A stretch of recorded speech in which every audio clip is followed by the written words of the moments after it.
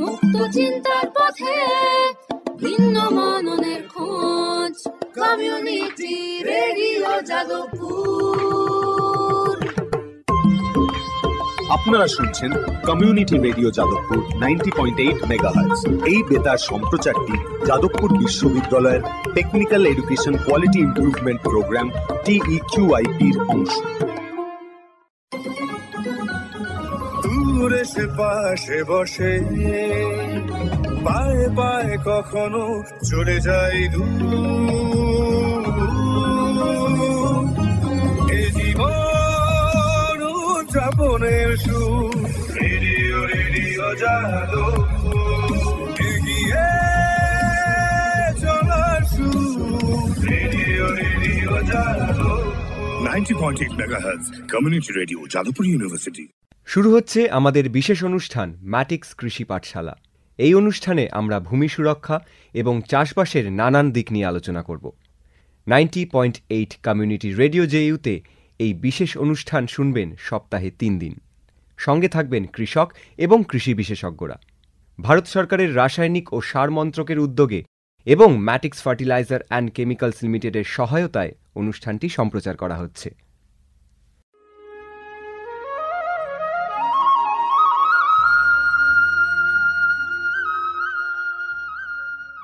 অর্থনৈতিক বিষয় সংক্রান্ত ক্যাবিনেট কমিটি তাদের 28 জুন 2023 সভায় PM প্রণাম নামক একটি প্রকল্প অনুমোদন করেছে। এই প্রকল্পের উদ্দেশ্য হল ধরিত্রী ও মৃত্তিকার পুনরুদ্ধার, পুষ্টি, উন্নতি সাধন এবং তা নিয়ে সচেতনতা বৃদ্ধি। গ্রামীণ স্তর থেকে শুরু করে আমাদের সকলের প্রচেষ্টা মাতৃভূমির যত্ন ও স্বাস্থ্য রক্ষার জন্য এই অনন্য পদক্ষেপকে ফলপ্রসূ করে তুলতে পারে। এই প্রকল্পের মূল লক্ষ্য হল কৃষিতে রাসায়নিক সার এবং কীটনাশকের অত্যধিক ব্যবহার দূর করা।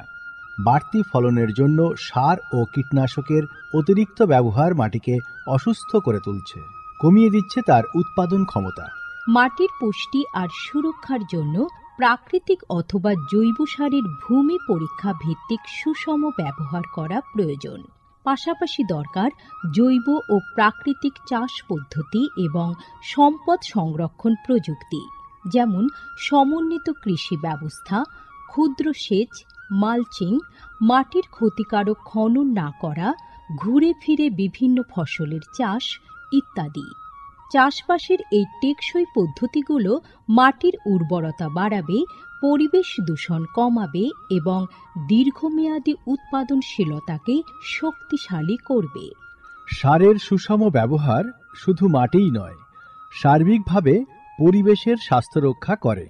সুষম সার ব্যবহারের অর্থ হল উদ্ভিদকে তার প্রয়োজনীয় পুষ্টি উপাদানগুলি সঠিক পরিমাণে এবং অনুপাতে, সঠিক সময়ে এবং উপযুক্ত পদ্ধতিতে দেওয়া। সংশ্লিষ্ট রাজ্য বিশ্ববিদ্যালয়গুলি ইতিমধ্যেই তাদের এলাকায় উৎপাদিত ফসলের প্রয়োজন অনুসারে এর ডোজগুলি নির্ধারণ করেছে। সঠিক মাত্রায় সার ব্যবহার করলে ফলন যেমন বাড়বে, তেমনি বাড়বে ফসলের গুণমান। ভালোভাবে পোষিত মাটিতে ফলানো ফল, শাকসবজি ও শস্য প্রয়োজনীয় পুষ্টিতে ভরপুর আর সুস্বাদু হয়।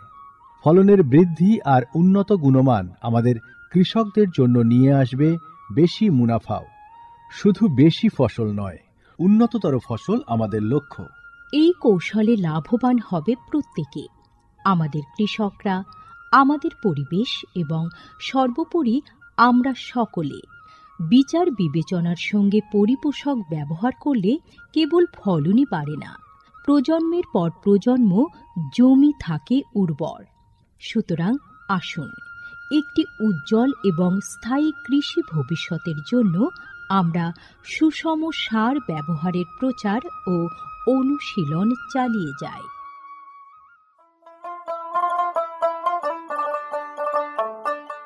বিকশিত ভারত সংকল্প যাত্রা বা VBSY এর একটি গুরুত্বপূর্ণ অংশ হল ভারত সরকারের সার বিভাগ দ্বারা PM প্রণাম স্কিম এবং কৃষিতে ড্রোন ব্যবহারের প্রচার।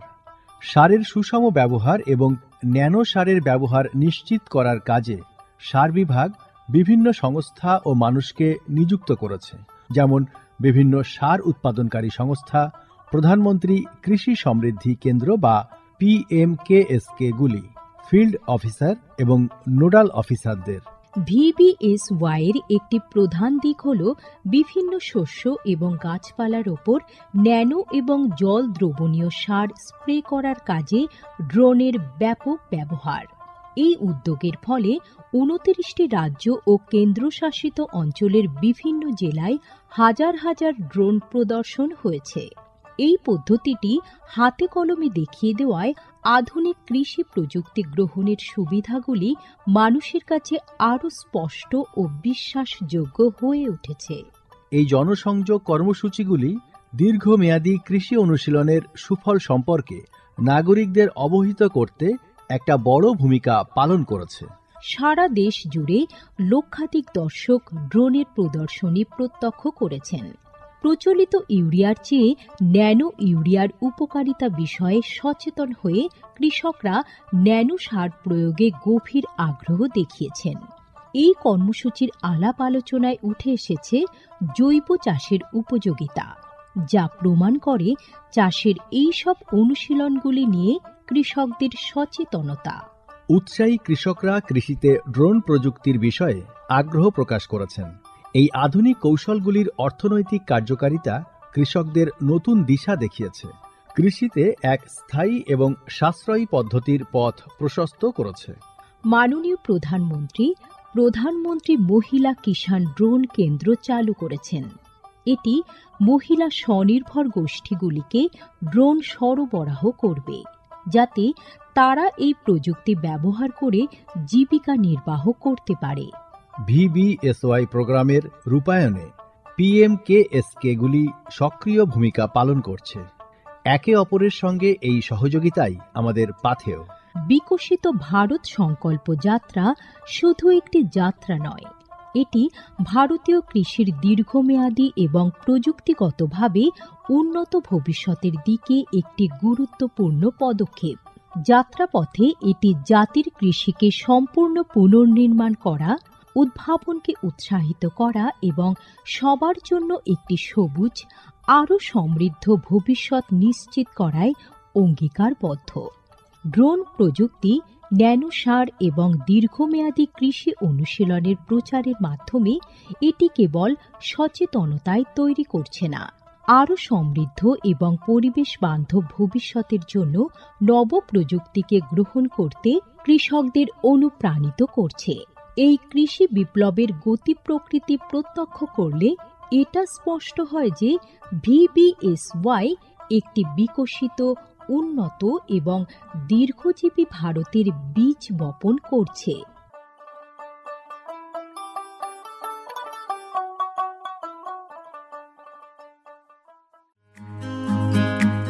ভারতে যে সার কোম্পানিগুলির সবচেয়ে দ্রুত গতিতে বৃদ্ধি পাচ্ছে, ম্যাটিক্স ফার্টিলাইজার্স অ্যান্ড কেমিক্যালস লিমিটেড তার মধ্যে অন্যতম। পশ্চিমবঙ্গের পানাগড়ে অবস্থিত তাদের কারখানায় বছরে 12.5 লক্ষ টনের উপর ইউরিয়া সার উৎপাদন হয়। ভারত সরকারের গ্রিনফিল্ড প্রজেক্ট হিসেবে স্বীকৃত এই কারখানায় তৈরি হয় ডক্টর ফসল। ইতিমধ্যেই যা পূর্ব ভারতের সর্বাধিক বিক্রিত ইউরিয়া সার হয়ে উঠেছে। কৃষি উন্নয়ন ও ভূমি সুরক্ষা, ক্ষুধা, অপুষ্টি ও দারিদ্র্য দূরীকরণ, গ্রামীণ এলাকা ও বস্তি উন্নয়ন, লিঙ্গ সাম্য, পরিবেশ, স্বাস্থ্য, শিক্ষা ইত্যাদি নানান বিষয়ের উপর জোর দেয় ম্যাটিক্সের CSR প্রকল্পগুলি। ম্যাটিক্স এক সবুজ ভবিষ্যতের অঙ্গীকার।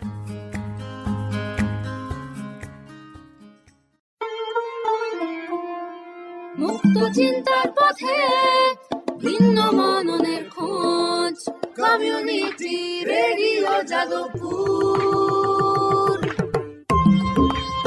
আপনারা শুনছেন কমিউনিটি রেডিও যাদবপুর 90.8 মেগাহার্টজ। এই বেতার সম্প্রচারটি যাদবপুর বিশ্ববিদ্যালয়ের technical education quality improvement programme TEQIP-র অংশ। ম্যাটিক্স কৃষি পাঠশালায় আমাদের আজকের বিষয় কেঁচো সার। আর এ বিষয়ে কথা বলার জন্য আমরা চলে এসেছি দক্ষিণ 24 পরগনা জেলার একটি প্রত্যন্ত এলাকায়, ঘোলা জেলের হাটে। এখানে আমরা দেখতে পাচ্ছি যে বেশ কয়েকজন মহিলা প্রশিক্ষণ নিয়েছেন এবং কেঁচো সার উৎপাদন করছেন। তো কিভাবে উৎপাদন করছে সে বিষয় নিয়ে আজকে আমরা বিশদে জানার চেষ্টা করব। নমস্কার দিদি। নমস্কার। আপনার নাম কি? সুজলা দোলই। আচ্ছা, পরিবারে কে কে আছেন?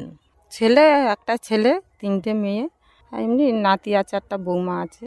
তো এই যে দেখতে পাচ্ছি যে আপনি আপনার বাড়িতেই, আপনার বাড়ির যে এলাকা সেখানে আপনি কেঁচো সার তৈরি করছেন। তো এটা প্রথম শুরু করেছিলেন কবে থেকে? এটা প্রথম আজ 3-4 বছর হচ্ছে। আমরা ঘরে বানিয়ে এমনি বিক্রিও করে, পাইকারি এসে ও নিয়ে যায়। আচ্ছা, নিয়ে যায়। এই যে 3-4 বছর আপনারা শুরু করেছেন বলছেন, তো শুরুটা কিভাবে হলো সেটা যদি বলেন। শুরুটা ওই মানে ট্রেনিং নেওয়া হয়েছে। ট্রেনিং নেওয়ার পরে ট্রেনিংটা কোথায় নিয়েছেন? নিমপিটে। আচ্ছা, নিমপিটে ট্রেনিং নেওয়া হয়েছে। সেটা আপনারা জানলেন কি করে যে ওখানে ট্রেনিং আমাদের দেওয়া হচ্ছে? আসামে থেকে মহারাজরা সহযোগিতা করেছে। করার পরে আমাদের ওই নিমপিটে নিয়ে যাওয়া হয়। তার 14 জন মেয়ে আমরা হচ্ছে ট্রেনিংয়ে যাওয়া হয়। ট্রেনিংয়ে গিয়ে সেখানে মানে 25-30টা করে মানে কেঁচো দেওয়া হয়।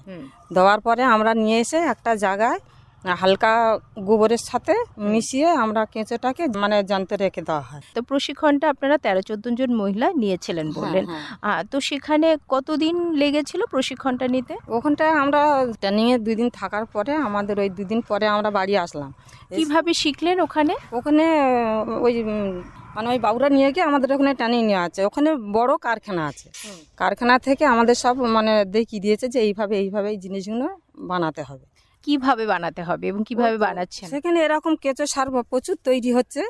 ট্রেনিংয়ে নিয়ে গিয়ে আমাদের ওইগুলো সব শেখালো যে এইগুলো এইভাবে এই জিনিসটা তৈরি করতে হবে। সেখান থেকে আমরা জেনে এসে সেইভাবে আমরা বাড়ি এসে মানে এরকমভাবে জৈব সারের করে দিতে আমরা সেইখানে ট্রেনিং নিয়ে এসে আমরা ওই জৈব সার তৈরি করলাম, মানে কেঁচো সার তৈরি করেছেন। হ্যাঁ, তো এখানে দেখতে পাচ্ছি যে বেশ একটা চারিদিকে সিমেন্ট দিয়ে একটা চৌকো মতো করে রেখেছেন একটা জায়গায়, একটু বেশ তার মাঝখানটাই আপনারা এই যে সারটা তৈরি করছেন। তো কি কি দিয়েছেন একটুখানি যদি বলেন। এই তো কলা গাছ কাটলাম, সবুজ জাতীয় মানে যত রকমের সবজি আছে সবুজ জাতীয় সেইগুলো নিয়ে এসে ঢাকা দিলাম, কেঁচো সার দিলাম, দিয়ে ঢাকা দিলাম।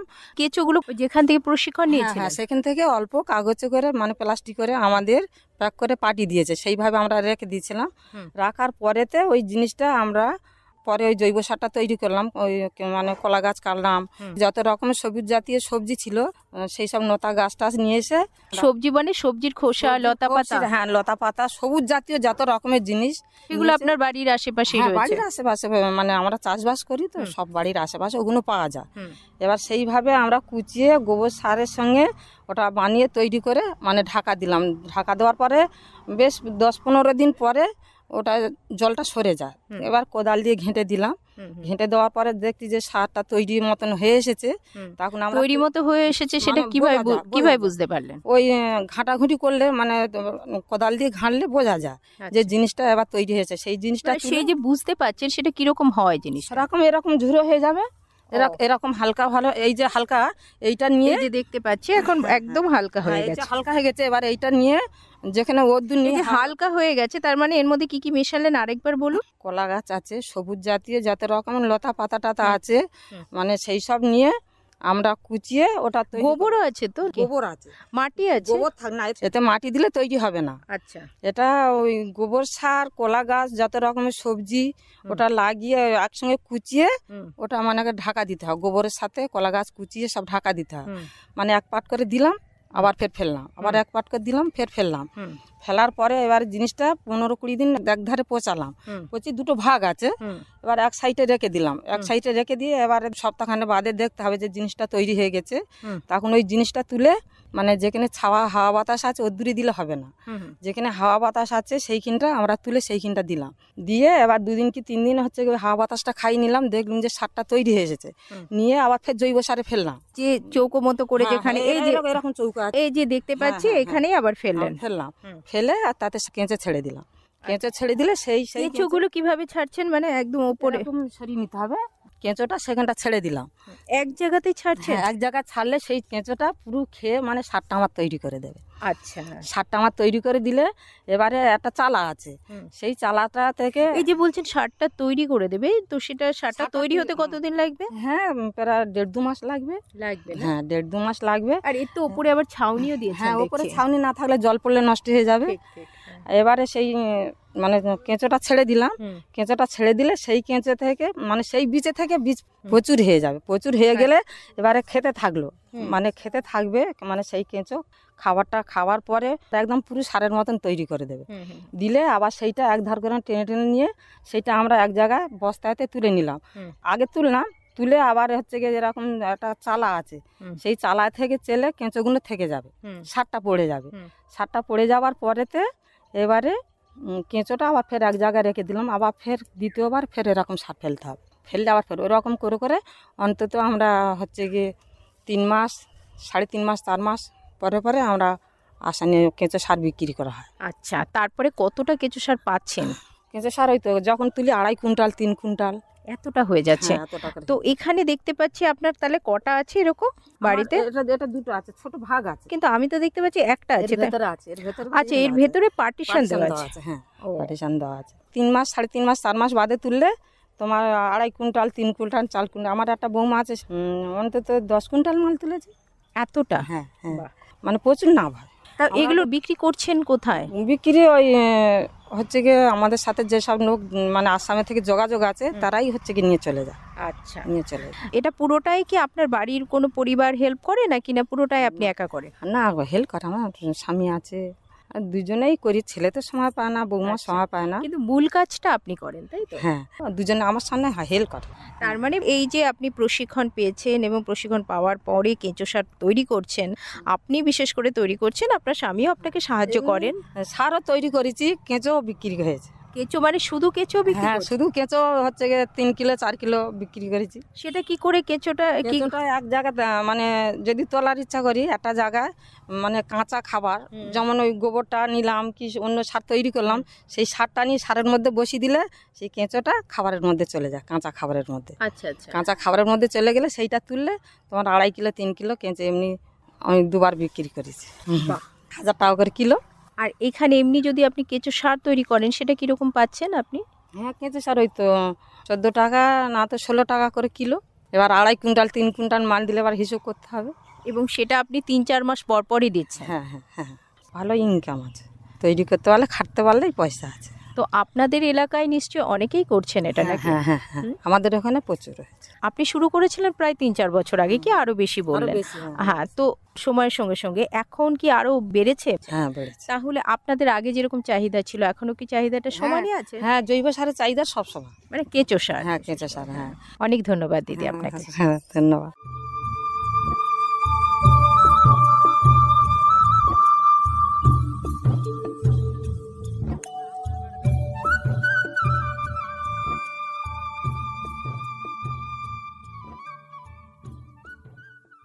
জেলেরহাট ঘোলাতে আমরা পেয়ে গেলাম আরও একজন মহিলাকে, যিনি কেঁচো সার তৈরি করছেন। আসলে এই এলাকায় আমরা পরপরই দেখতে পাচ্ছি যারা নিমপিট থেকে প্রশিক্ষণ নিয়ে ভালোভাবেই তারা কেঁচো সার তৈরি করছেন এবং জৈব সারও তৈরি করছেন। তো আজকে কথা বলবো আরও একজন মহিলার সঙ্গে, যিনি নিজের বাড়িতেই প্রশিক্ষণ নিয়ে কেঁচো সার তৈরি করছেন। আর নমস্কার দিদি। নমস্কার। হ্যাঁ দিদি, আপনার নাম কি? প্রতিমা চট্টোপাধ্যায়। আপনি বলুন যে এই যে কেঁচো সার তৈরি করছেন দেখতে পাচ্ছি, তো কিভাবে প্রশিক্ষণ নিয়েছেন এবং কিভাবে করছেন, কত বছর ধরে করছেন? ওই 4 বছর হবে এরকমই ভাবে করছি। তো ওই নিমপিট থেকে মানে ট্রেনিং নিয়ে এসে যেরকম দেখিয়ে দিয়েছে যে এরকম ভাবে বাড়িতে গিয়ে করবে, তা সেরকমই এসে আমরা ওই সবুজ জাতীয় জিনিস, পানা কোচা, কলা গাছ, তারপরে এই আনাজের খসা ফসা দিয়ে এরকম সব গোবর দিয়ে কেঁচো সার তৈরি করা হচ্ছে। তা এতে আমাদের মোটামুটি লাভ হচ্ছে। আপনার তো তাহলে একটাই দেখতে পাচ্ছি, একটাই রয়েছে তাই তো? হ্যাঁ হ্যাঁ, 3-4 মাস পর পর তো নিশ্চয়ই সারটা তৈরি হয়ে যাচ্ছে। কতটা করে পাচ্ছেন? ওই 2.5 কুইন্টাল 3 কুইন্টাল পেয়ে যাচ্ছেন না? কুইন্টাল যেরকম খেটে করতে পারবে তার তেমনই হবে। বছরে কিরকম ইনকাম হচ্ছে? বছরে ওই 2.5-3 কুইন্টাল মাসে হলে এবার বছরে কি সেরকম হবে হিসেব করে। কত করে পাচ্ছেন? কেজিতে ওই 12-14 টাকা কিলো, এরকমই হিসাব করে কুইন্টাল ভাবে এরকমই দাম দেয়। আচ্ছা, এটা কি সব সময় প্রত্যেক বছরই এই 3-4 মাস পর পর 2.5-3 কুইন্টাল করে পাবেন নাকি না ওয়েদারের ওপর, সিজনের ওপর কিছু মানে ডিপেন্ড করে? জন্য এটা সব সময়ের জন্য, এটা বাড়িতে গরু থাকলে তো সব সময়ের জন্য এই সারটা তৈরি করতে পারবেন। যদি কেঁচো যদি তোমার থাকে, তুমি যদি খাটতে পারেন, তুমি যত গোবর দিয়ে তত তৈরি করবে তত তুমি লাভ পাবেন। আচ্ছা, হ্যাঁ, এরকম মানে কেঁচোটার উপরে নির্ভর। কেঁচো বেশি থাকলে সার বেশি তৈরি হবে, যেন ওরা খেয়ে যে জিনিসগুলোতে দিয়ে দেবে তাতে তো সারটা অনুমান বেশি পাওয়া যাবে। কেঁচো সারে আপনার গোবরটা লাগছে বেশি করে, আর সেই সঙ্গে সবুজ জাতীয় জিনিস দিতে হবে, পানা কোচা কলা গাছ কেটে সব মিক্স করতে হবে। দিয়ে ওই যেমন গোবর এক পাটে একবার কলা গোবর গাছ দিলাম ওই সবুজ পেটে, আবার ফের ওই গোবর দিতে হবে, এরকম ভাবে করা হয়। মানে এটা করতে গেলে একটা পাটে ধরুন কলা পাতা দিলেন, আবার ফের গোবর গুলে দিলাম, আবার ফের গোবর দিয়ে আবার ফের এই সবুজ জাতীয় জিনিস দিলাম, এরকম ভাবে করতে হয়। তারপরে কেঁচোটাকে একটা নির্দিষ্ট সময় পরে দেবেন, তাই? হ্যাঁ হ্যাঁ। এরকম হয় কি আপনি ইচ্ছে করলে অনেকটা কেঁচো একসাথে দিলেন, সেরকম কোনো ব্যাপার থাকবে না? কেঁচো যখন দিচ্ছেন সেটারও একটা নির্দিষ্ট পরিমাণ থাকে। পরিমাণ থাকে, যে কোনো জিনিসের একটা বেশি দিলে কি বেশি হবে, পরিমাণ থাকে। কি করে বুঝবেন যে কতটা কেঁচো লাগে? যেমন একটা ধরো তো এই এতটা গোবরের উপরে হয়তো 1 কেজি কেঁচো মানে দিলে ভালো হবে। হ্যাঁ, এতটা গোবরে 1 কেজি কেঁচো। আচ্ছা, এতটা মানে এখানে কতটা আছে? ধরো কত মানে গোবরের ভারী তো আন্দাজ 2 কুইন্টাল 2.5 কুইন্টাল হবে, তো আরো বেশি মনে হচ্ছে। পুরো একদম তো সার যখন হয়ে যাবে একটু হালকা হবে, হালকা হালকা মানে একটু রস থাকবে, মানে কিন্তু কেঁচোর তো একটা ভার থাকবে তখন। হ্যাঁ, কেঁচোটা তো ওদের সারের সঙ্গে থাকবে না, সার যখন হয়ে যাবে তখন চেলে তো বের করে নিতে হবে, দিয়ে আবার ফের ওই কেঁচোতে দিতে হবে, আবার ফের সার আবার ফের খসা বসা দিয়ে আবার সার তৈরি করতে হবে। মানে কেঁচোগুলোকে বের করে নিলেন, তারপরে সার হয়ে গেল, হ্যাঁ আবার দিতে হবে ওতে। ওই কেঁচোগুলোকে আবার ভালোভাবে রাখার জন্য কি করেন? ওরাও যত্ন করে রাখতে হয়, ওরা আবার ওই গোবর খেয়ে থাকে, ওই ওর সেগুলোকে কি করেন যখন কেঁচোগুলোকে আবার বের করে নেন? তখন আবার গোবর ফেলা হয়, যেমন 2টো ভাগ আছে, একটা সার তুলে না হচ্ছে, আবার আরেকটা ফেলা হচ্ছে, এরকমই। তখন কেঁচোগুলোকে আবার ওটাই দেওয়া হয়, এরকম। আচ্ছা, তো এই কেঁচো এরকম ভাবে সার কত দিন পর্যন্ত তৈরি করতে পারবে? ও তুমি যতদিন পারবে, জৈব সারের ভাইব কম্পোস্ট করা আছে মানে তুমি যতদিন পারবে করতে পারবে। না মানে কিছু কেঁচো তো নষ্ট হয়ে যায়, মারা যায়, নষ্ট হয়ে যায়, আবার যাদের থাকে আবার নিয়ে এসে দেওয়া হয়। আচ্ছা, যদি কম হয়ে যায়, তাই বলছি? হ্যাঁ, কারো থেকে নিয়ে কিনে নিয়ে এসে, যেমন ওই 1 টাকা পিস, 1 টাকা পিস কেঁচো, আচ্ছা, নিয়ে আবার ওতে ছাড়লে আবার সার তৈরি হয়। তো কেঁচোর কি কোনো কোয়ালিটি থাকে? হ্যাঁ হ্যাঁ, যেমন যে আমাদের যে মানে বিদেশ পাড়ায় যেমন কেঁচো থাকে ওসব কেঁচো না, এই কেঁচো আলাদা। কিরকম সেটা? ছোট ছোট লাল টাইপের কেঁচো। মানে ওগুলো কিনেই নিতে হবে? আমরা যে এই যে মাঠে ঘাটে যে কেঁচো পেলাম ইচ্ছে করে তুলে নিলাম হবে না? না, ওই কেঁচো হবে না, কেঁচো সারের কেঁচো আলাদা। আচ্ছা, ধরুন একটা কেঁচো, আমি বলতে চাইছি যে কেঁচো থেকে তো যখন দিচ্ছেন আরো কেঁচো হয়ে যাচ্ছে, তাই তো? ওই বেশি হয়ে গেলে বিক্রি করে দেওয়া হচ্ছে। এগুলোকে প্যাকেজিং করতে হয়, মানে যখন আপনাদের সারটা তৈরি হয়েছে তখন কি করে দিচ্ছেন? আমরা এরকম তুলে নিলাম, কাঁড়ি করে রাখি, ওনারা মানে নিজানোর জন্য নিয়ে আসে, ওনারা তাতে ভর্তি করে নিয়ে চলে যায়, নিজেরা ওজন করে নিয়ে যান। এইভাবে আপনারা এই সারগুলো তৈরি করছেন, বেশ ভালো। তো আপনাদের এখন বলছেন যে একটা রয়েছে, মানে এই 2.5-3 কুইন্টাল মতো সার হচ্ছে 3-4 মাস পর পর, একবারে আর কি, বছরে 4 বার ধরুন। তো আরো কি আপনাদের বাড়ানোর ইচ্ছে আছে? আর হয় না, ছেলে মেয়ের পড়াশোনা কাজ বাজের মধ্যে এই রকমই ঠিক আছে। আর এখানে আপনি যে বলছেন অনেকটা গোবর লাগে, তো এখানে আপনাদের কি গরু আছে? না, আমাদের গরুটা এখন নেই, আমাদের আছে মানে এখন কম, গরু কম, মানে গোবরটা বেশি করতে গেলে তো গরু লাগবে বেশি, ওই জন্য এখন যেরকম এই 2.5-3 কুইন্টাল হচ্ছে এরকমই হয়। তাহলে গোবরটা কি করে আপনারা কালেক্ট করেন? গরু বাড়িতে থাকে, ওই আশেপাশে আছে, ওখান থেকে নিয়ে আসা হয়। বা কিনে আনেন না? না না, এমনি বাদায় পাদায় ও নিয়ে এসেও দেওয়া যাবে। আচ্ছা, এরকম ভাবে নেন। আচ্ছা, তাহলে বলতে গেলে এর তো সেরকম খরচ তো কিছু নেই, শুধু একটু খাটতে হবে, একটু গত খাটাতে পারলে মানে জিনিসটা করা যাবে, এটাই। সে খাটনিটা কেমন একটু যদি বলেন? 1 সপ্তাহ পরে পরে যেমন উল্টে পাল্টে দিতে হবে, তারপরে ওনার কখন হচ্ছে না হচ্ছে সেটা খেয়াল রাখতে হবে। আবার একটা জিনিস, ওই সার হয়ে গেলে তুলে তার চালা, এটা তার আবার ফের আরেকটা ফেলা, এটা একটা খাটুনি তো আছে, কতরের পরিশ্রম করতে হয়। আচ্ছা, মানে রেগুলার এক তুলে ফেলতে হবে, এই আর কি। আপনারা তো যখন দিচ্ছেন সারটা তৈরি করার সময় পার্ট বাই পার্ট, মানে একটা 2টো খোপ আছে, তো 2টো খোপ, একটা সার তুলে নিলাম, আবার এটা হয়ে গেল, এটা নিয়ে আবার আরেকটা ফেলছি। সব সময় এরকম 2টো খোপ থাকে না? এই যে একটা চৌবাচ্চা মতো রয়েছে, এপারে একটা, চৌবাচ্চা মতো করা আছে ঠিকই, কিন্তু সেখানে আবার মাঝখানে পার্টিশন দেওয়া আছে। আছে। পার্টিশনটা কেন হয়? ওই তোলা ফেলার জন্য পার্টিশনটা করা, মানে একটা হয়ে গেলে দিয়ে আর একটা তুমি ফেলবে সেটা তো পারবে না, তাহলে ওইটা তুলে নিয়ে করতে গেলে আরো দেরি হবে, তো ওই যার জন্য দুটো পার্টিশন করা। মানে একটা হচ্ছে যে অনেকটা হয়তো হয়ে গেল, আর একটা সবে আবারটা হচ্ছে, সেরকম ভাবে দুজনে দুটো পার্টিশন করে সেরকম ভাবেই আপনাদের করতে হবে। কিন্তু ধরুন ওই একটার পর একটা যে বলছিলেন, প্রথমে কলা পাতা, তারপরে গোবর সার, যখন আপনারা উল্টে দিচ্ছেন তখন কি পচে গেছে বলে সব একসাথে উল্টাতে পারছেন? এখন যেগুলো উপরে আছে সেগুলো তলায় দেওয়া হচ্ছে, এগুলো আবার পচবে, তো মানে পচে তারপর তো জিনিসটা তো সার তৈরি হবে। এবারে উল্টে পাল্টে না দিলে জিনিসটা তো তৈরি হবে না, সারটা আবার তৈরি হয়ে গেলে আবার ফের তখন দেখে তুলে নেওয়া হবে। এরকম ভাবে করি। আচ্ছা আচ্ছা, বেশ। তো আপনাদের এখানে মোটামুটি কটা ফ্যামিলি এই কেঁচো সার উৎপাদন করছেন? এখন মনে হয় 10 জন মতো হবে, এরকম করা হয়, আরো বেশি। সবাই কি মহিলা? হ্যাঁ, সব মহিলা। তো আপনার পরিবারে কে কে আছে? আমার পরিবারে 4 জন, আমার স্বামীর আছে, আমি, আমার ছেলে একটা, মেয়ে একটা। আপনাদের কি মূল আয় এটা থেকেই হয়? আরো ইনকাম আছে, আমার ঠাকুরমশাই পূজা আস্তি করা হয়, এই বাগান বাড়ি চাষ করা হয়। কিন্তু মূল আয়টা কি এখান থেকেই হচ্ছে? যথেষ্ট ইনকাম, যথেষ্ট, অনেকটা হেল্প হয় আর কি। আচ্ছা, তো সেখানে আপনি একজন মহিলা হয়ে ধরুন সংসার সামলে, মানে অনেকটাই তো সময় দিতে হয় এখানে, সামলে করতে হয়। হ্যাঁ, মানে স্বামীও হেল্প করে? হেল্প করে, যতটুকুটা পারি দুজনে মিলেই করি। আচ্ছা, অনেক ধন্যবাদ আপনাকে। ধন্যবাদ, নমস্কার। ম্যাটিক্স কৃষি পাঠশালায় আমাদের আজকের আলোচনার বিষয় ছিল কেঁচো সার, আর এই বিষয়ে আমরা জানার জন্য চলে এসেছিলাম দক্ষিণ 24 পরগনার একটা প্রত্যন্ত এলাকা জেলেরহাট ঘোলাতে। সেখানেই দেখতে পেলাম যে বেশ কয়েকজন মহিলা কেঁচো সার তৈরি করে তারা যথেষ্ট অর্থ উপার্জন করছেন, সংসারের হাল ফেরাতে পেরেছেন তারা। ম্যাটিক্স কৃষি পাঠশালা আজকের মতো এ পর্যন্তই। নমস্কার।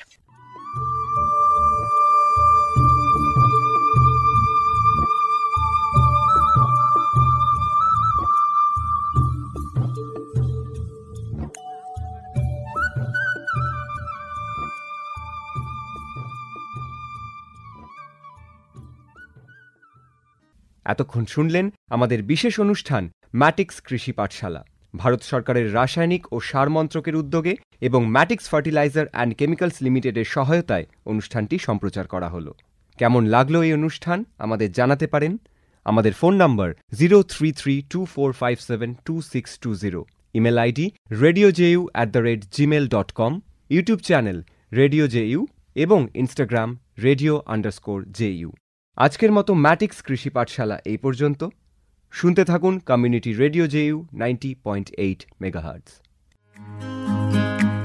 ভারতে যে সার কোম্পানিগুলির সবচেয়ে দ্রুত গতিতে বৃদ্ধি পাচ্ছে ম্যাটিক্স ফার্টিলাইজার্স অ্যান্ড কেমিক্যালস লিমিটেড তার মধ্যে অন্যতম। পশ্চিমবঙ্গের পানাগড়ে অবস্থিত তাদের কারখানায় বছরে 12.5 লক্ষ টনের উপর ইউরিয়া সার উৎপাদন হয়। ভারত সরকারের গ্রিনফিল্ড প্রজেক্ট হিসেবে স্বীকৃত এই কারখানায় তৈরি হয় ডক্টর ফসল। ইতিমধ্যেই যা পূর্ব ভারতের সর্বাধিক বিক্রিত ইউরিয়া সার হয়ে উঠেছে। কৃষি উন্নয়ন ও ভূমি সুরক্ষা, ক্ষুধা, অপুষ্টি ও দারিদ্র্য দূরীকরণ, গ্রামীণ এলাকা ও বস্তি উন্নয়ন, লিঙ্গ পরিবেশ, স্বাস্থ্য, শিক্ষা ইত্যাদি নানান বিষয়ের উপর জোর দেয় ম্যাটিক্সের সিএসআর প্রকল্পগুলি। ম্যাটিক্স এক সবুজ ভবিষ্যতের অঙ্গীকার।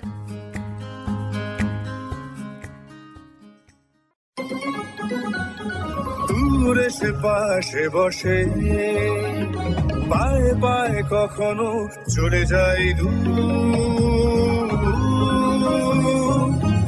এ জীবন উদযাপনের সুর, রেডিও রেডিও যাদবপুর, এগিয়ে চলার সুর, radio radio Jadavpur. 90.8 megahertz community radio Jadavpur university. মুক্ত চিন্তার পথে ভিন্ন মননের খোঁজ, কমিউনিটি রেডিও যাদবপুর। আপনারা শুনছেন কমিউনিটি রেডিও যাদবপুর 90.8 মেগাহার্টজ। এই বেতার সম্প্রচারটি যাদবপুর বিশ্ববিদ্যালয়ের technical education quality improvement programme TEQIP-র অংশ।